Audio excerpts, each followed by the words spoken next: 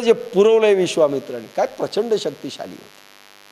आपण अगोदरच्या कथा ऐकतो, पण नंतरचे विश्वामित्र वंदनीय आहेत, पूजनीय आहेत. पण साध्या लहरी देखील माणसाला समाप्त करतात. त्यांच्या मोठमोठ्यांना जर घातलं, तुम्ही आम्ही तर कुर म्हणलं की आपल्याला काही फारसं लागत नाही, केव्हाही राग येतो.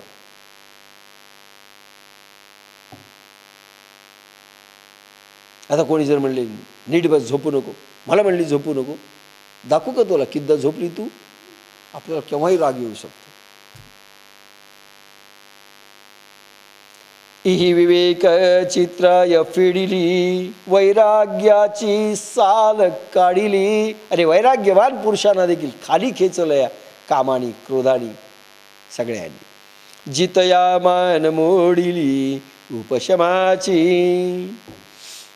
कामक्रोधानी विवेकाचा आश्रय नाहीसा केला, वैराग्याची साल काढली व जिवंत असलेल्या निग्राची मान तोडली.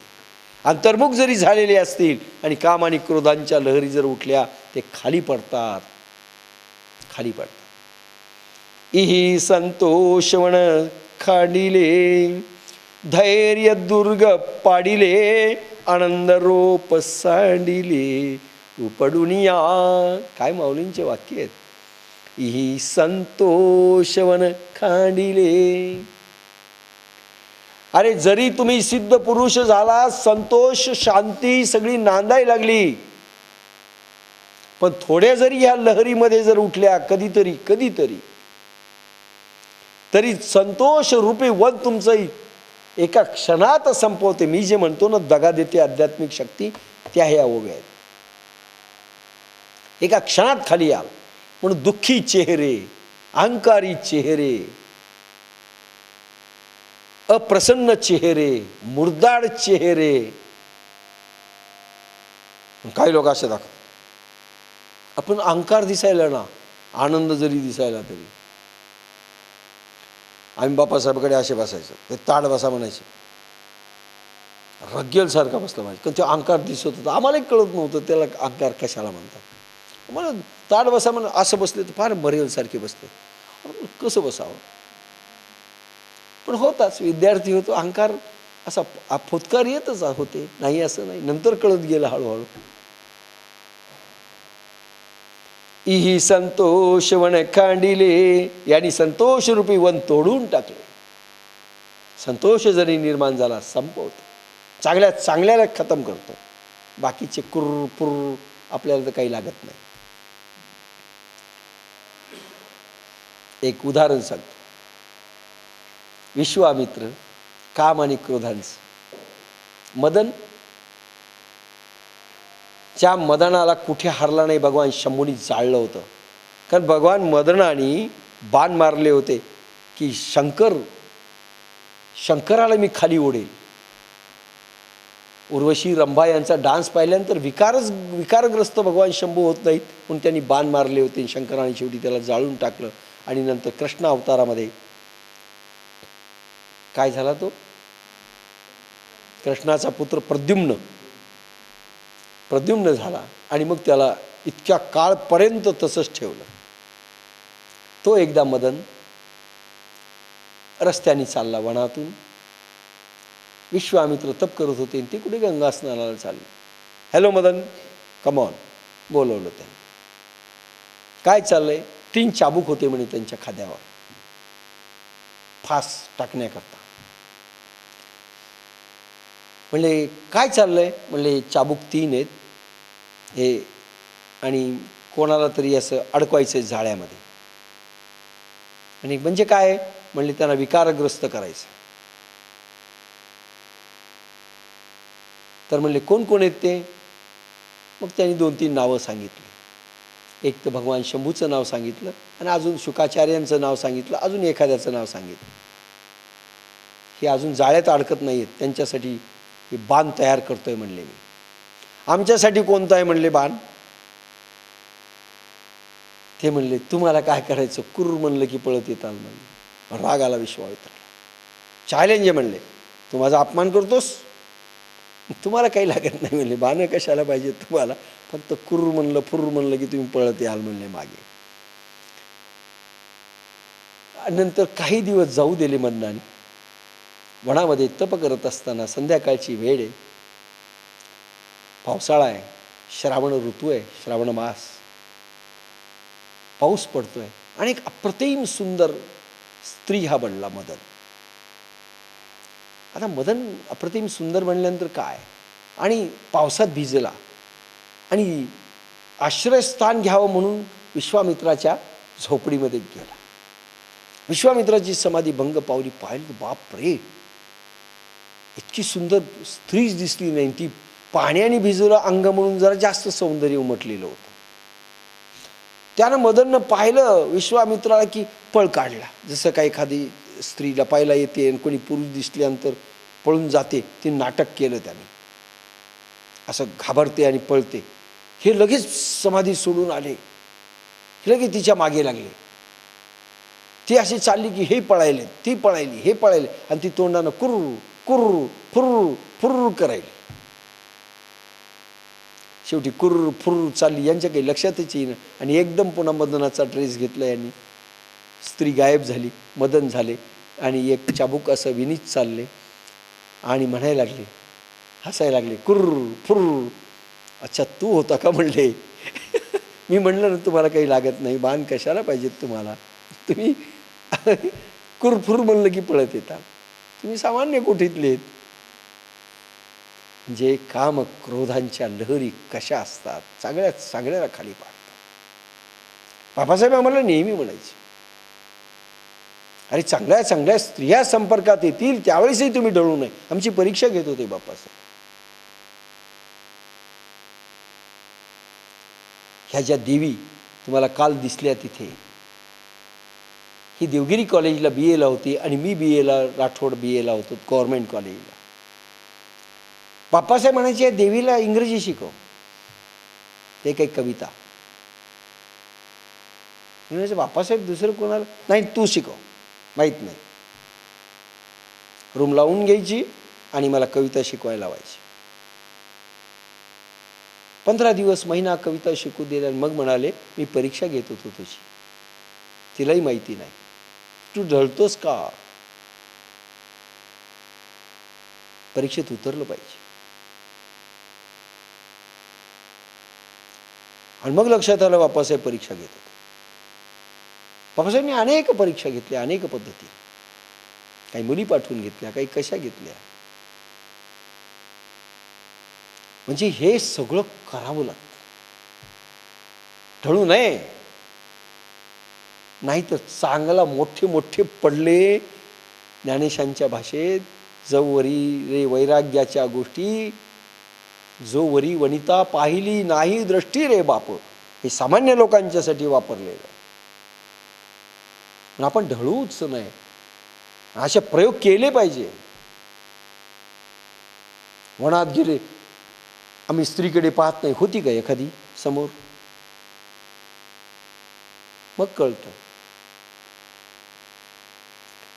इही संतोष वन खांडिले, धैर्य दुर्ग पाडिले, आनंद रूप सांडिले उपडू निया.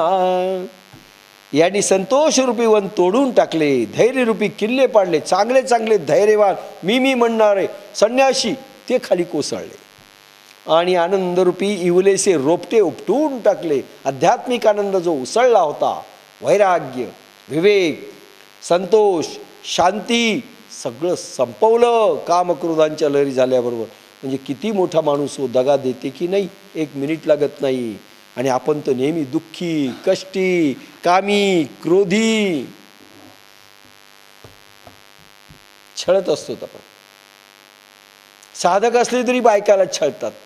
बहुतेक तुझं दुसऱ्यावरच लक्ष आहे, मला तू सेक्स पूर्ण करू देत नाही, आणि तर बायको छळते नवऱ्याला.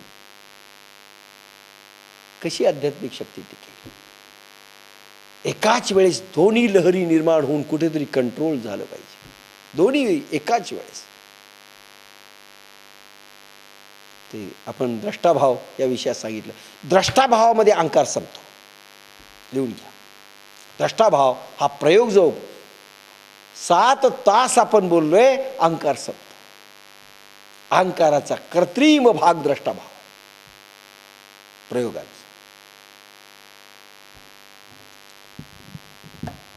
ई बोधाची रूपे लुचिली, सुखाची लिपी पुशिली, जिव्हारी आगी सुदली तापत्रयांची. अरे योग दीक्षा किंवा मंत्र चैतन्यापासून जे बोधस्थितीच्या अनुभवाचे अंकुर आले ते या कामक्रोधाने नष्ट केले. योग दीक्षा झालेली आहे, मंत्र चैतन्य मिळालेलं आहे, गायत्री उपासना तुमची चालू आहे, बोधस्थिती आलेली आहे, समाधी ध्यान लागतंय, शांती थोडी थोडी प्रगटली, संतोष वाटायला लागलाय आणि एकदम कामाच्या क्रोधाच्या लहरी निर्माण झाल्यात. खडाम दणकन खाली अंकुर फुटले. त्या कामक्रोधाने नष्ट केले, सुखांचे नाव सुद्धा पुसून टाकले आणि हृदयात त्रितापाची आग पेटवली. त्रिताप अधिभौतिक, अधिदैविक, आध्यात्मिक. म्हणजे प्रारब्ध भोगावं लागेल. आता काय ज्योतिष्य करेल सांगा. माणसं ज्योतिषाच्या मागे लागतात. सांगा कोणता ग्रह आमचा काय चाटायचा आहे तो ग्रह. अरे एवढी आध्यात्मिक शक्तीची स्टेज निर्माण झाल्यानंतर जर विकार जर तुम्हाला ग्रस्त झाले तुम्ही, तर कुठला तुम्हाला ग्रह साथ देणार. म्हणून ग्रह ज्योतिष फेल होत. तुमचे किरण कोणते निघतात. कामाचे निघत असले, क्रोधाचे निघत असले, मोहाचे निघत असले आणि शनी तुम्हाला त्रास देणार नाही. शनिग्रह अध्यात्माची देवता आहे. अध्यात्माच्या साधकाला शनी कधीही त्रास देत नाही, उलट वरदान देतो. मग अध्यात्मातून कोसळल्यानंतर शनी तुम्हाला खाईल. मग ती काळी गाय, ते काय काय असतं, काळी गाय घालायची, ते शनिवारी त्याला काय भाकरी द्यायचं. शनी प्रसन्न होतो. बेवकूफ आहे, इतका बेवकूफ आहे शनिग्रह. काळी गाय भाकर दिली आणि त्याला धान्य दिलं की प्रसन्न. अरे साधं शेजाऱ्याला बेवकूफ बनवता येत नाही, बायकोला बेवकूफ बनवता येत नाही, शनीला बेवकूफ बनवता येतं.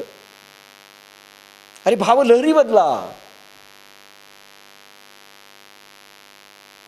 बहुत अवस्था प्रकट करा. काही करत नाहीत कुठले ग्रह. म्हणून मी यांना प्रश्न विचारला होता. ज्योतिषाचार्य इथे आले होते आपल्या ज्योतिषाच्या उद्घाटनाला, झकातदार, ज्यांच्या परीक्षेत मी पास झालो होतो. हाच प्रश्न मी टाकला होता की समजा कुठलेही ग्रह असतील पण आध्यात्मिक पावर जर तुफान निर्माण केली असेल तर ग्रह किती हे करतात. म्हणजे काही करत नाही. आम्ही सांगतो ते फायनल नाही, त्याला होऊच शकत नाही. आणि किती ग्रह खराब नसेल, समजा शनी तुम्हाला नाही, सगळे ग्रह चांगले आहेत पण तुम्ही विकारग्रस्त झाले, नसलेला शनी तुमच्यावर ते बाण टाकेल. लक्षात घे मी काय म्हणलो ते. ग्रह जरी चांगले झाले तरी आपल्याला वाटतं इतकं चांगलं असताना आपलं उलटं कसं झालं, कारण तुमच्या भावलहरी तशा निघाल्या. कारण शनी वगैरे सगळं वर नाही, सगळं इथं आहे बरं का. ब्रह्मांडाचं सगळं काय म्हणतात, छोटा संसार इथे आहे आणि सगळे ग्रह इथे आहेत. त्या भावलहरी निघाले की ते ग्रह तसे स्टिम्युलेट होतात आणि तुम्हाला संपवतात. फारच अवघड विषय येते. तुम्हाला खाली ओढलं की तुम्ही संपले. राहू करत नाही, केतू करत नाही. अरे बुद्धी देवता जर तुम्ही बुद्धी योगामध्ये सारखे राहिला तर काय झालं, सूर्य प्रसन्न आहे. लक्षात घ्या. मनाचं मन पण संपलं तर चंद्र प्रसन्न आहे. खराब असू द्या चंद्र, पण मनाचं मन पण संपवलं, चंद्र संपला. बुद्धी केंद्र तुमचं अगदी समाधी अवस्थेमध्ये तुम्ही राहताय असं जर चित्र असेल तर सूर्यग्रह बलवान झाला, जरी तुमच्या कुंडलीत नसेल तरी. आणि हा सूर्यग्रह बलवान झाला. राहू खराब असेल तुमच्या ह्याच्यात, राहू सूर्याला गिळतो, थोडाफार परिणाम होईल. शनिपुत्र आहे, सूर्याला काही करत नाही फारस. म्हणजे ज्यांची राशी सिंह आहे, सध्या सिंह राशीमध्ये शनी गेलेला आहे, पण सिंह राशीचा अधिपती कोण आहे? सूर्य. आणि सूर्याचा पुत्र आहे शनी. फार त्याला त्रास देणार नाही. पण तुम्ही जर सूर्यपुत्र होऊन बसलात बुद्धीचे, त्रास देईल का शनी? कुठला ग्रह त्रास देईल? पण आम्ही खाली कोसळतो आणि ग्रहाकडे पाहतो, ते ग्रह साथ देऊ शकत नाही. देव दुर्बलाशी घातका, दुर्बलाचा घात देव करतो. हेच ग्रह उलटे होतात. जसं अंतर्मन तुम्हाला वरदान देऊन अमर करतं, तसं अंतर्मन दातही पाडतं तुम्हाला मृत्यूकडे नेतं. आणि ग्रह तेच करतात का? हा संशोधनाचा विषय. जगादार म्हणाले बरोबर आहे तुमचं, त्या माणसाला काहीच करू शकत नाही कोण. पण आपण तसं होत नाही. आपली नाव केव्हाही डोलते. म्हणून ज्योतिषी खोटं ठरतं. काय करणार ते ज्योतिष? कारण प्रत्येक राहू खराबच असतो असं नाही, नेपच्यून खराब असतो असं नाही. ते तुम्हाला वरदानही देतात, पण तेवढी ताकद लागते ना बदमाशाकडून वरदान घ्यायचं तर. तेवढी कुवतही लागते. शनी खरंच अध्यात्माची देवता आहे.